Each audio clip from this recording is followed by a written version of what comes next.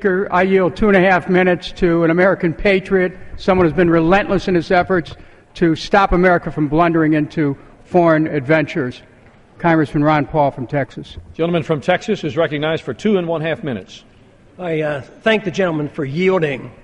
I think this bill would be better named if we called it Obsession with Iran Act 2012.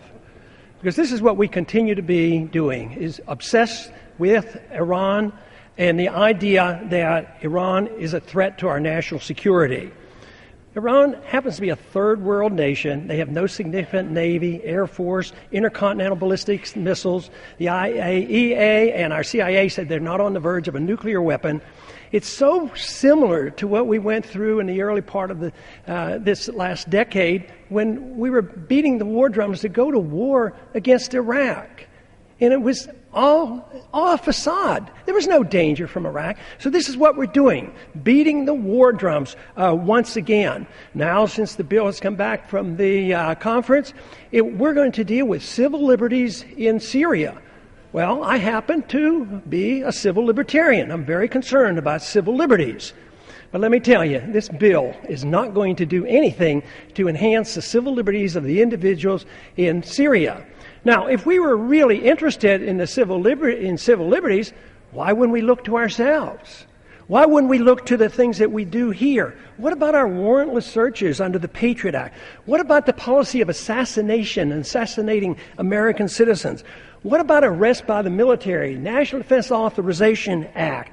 What about the drone warfare that we go on? Do you think we're protecting civil liberties by arbitrarily dropping drones or threatening to drop drones any place in the world with innocent people dying? If we want to really care about civil liberties in Syria, why don't we care about the secret prisons we have and the history of torture that we've had in this country? What about the fact that kill lists are being made by the executive branch of government and we sit idly by and approve of it by saying nothing, and the American people put up with it, and we march in this direction, marching into a determination to have another war. When you put on sanctions on a country, it's an act of war, and that's what this is all about. The first thing you do when war breaks out between two countries is you put sanctions on them. You blockade the country. So this is an act of war. What would we do if somebody blockaded and put sanctions on us and prevented the importation of any product in this country? We'd be furious. We'd declare war. We'd go to war. So we are the antagonists. We're over there poking our nose in other people's affair, just looking for the chance to start another war. First it's Syria, then Iran. We have too many wars. We need to stop the wars. We don't have the money to fight these wars any longer. Gentlemen, for yielding. I'm still rather impressed with the obsession over a weapon that does not exist, and no concern whatsoever about many nuclear weapons that are held by countries that never even joined the Nuclear Non-Proliferation Treaty. It is called for in the debate that Iran should end all its nuclear programs, but they're permitted to have their nuclear programs under the Non-Proliferation Treaty. And the other countries that have weapons, and including the countries that hold the weapons that came from the Soviet system, seems like that would be a much greater danger.